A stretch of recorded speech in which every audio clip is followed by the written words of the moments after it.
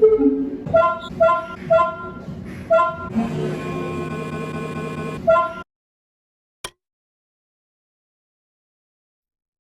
main solutions with industry-proven results are Content-Based Recommender, Collaborative Filtering, Popularity, and Association Rule. The first two methods are mostly based on machine learning algorithms, while the rest two are lean on statistics. Today we're going to talk about the hypotheses behind these methods. Content-Based Recommender assumes what user liked in the past, he or she would like it in the future. Mr. Panda, a loyal customer, he ordered lots of bamboo in the past. In this case, bamboo shoot will be recommended to Mr. Panda because the algorithm which cluster bamboo shoot as a similar product to bamboo. A content-based recommender learns customers' interests based on historical orders, then recommends similar items to customers. The main idea of collaborative filtering. Similar people like similar things. Mrs. Bear and Mr. Panda are similar customers. Honey, which is liked by Bear, will be suggested to Panda even he never bought it before. The question is, who are similar people?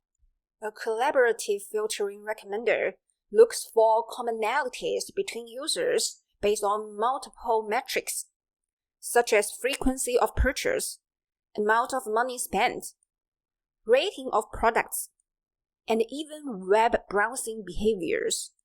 There are two types of methods, memory-based and model-based, cosine similarity, Pearson correlation, k-nearest neighbor.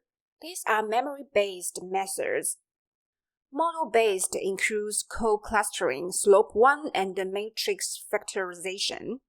We'll get to details and write code in another section. Popularity-based recommender believes best-selling products are more likely to be bought by a random customer. For example, bananas, a frequently sold fruit, have a higher chance to be bought in the next order. A best-selling book has a higher possibility to be purchased by a new client. Videos with lots of views and comments are more likely to be watched by a random audience. In this hypothesis, we need to answer a question first. What's the definition of popular? The definition of popular products could be items that were purchased by more unique users, items shown in more distinct orders, or items with higher rating scores, and so on. Be mindful that the popularity-based recommender is not a personalization approach. All users are treated the same, and the focus is to recommend trending items. Popularity rule is seldom used alone.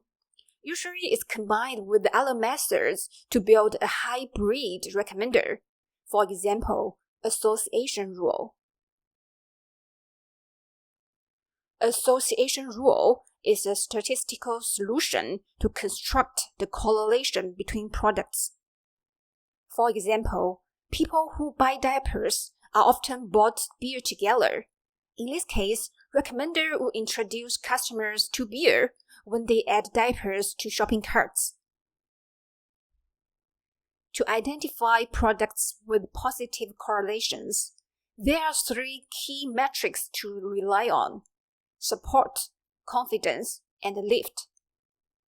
The formulas and the Python source code for computing support, confidence, and lift will be introduced in another video. Congratulations! You have learned the hypotheses behind recommenders. Next, we'll get hands dirty by coding, training, exercising the model. See you in the next video. Victory!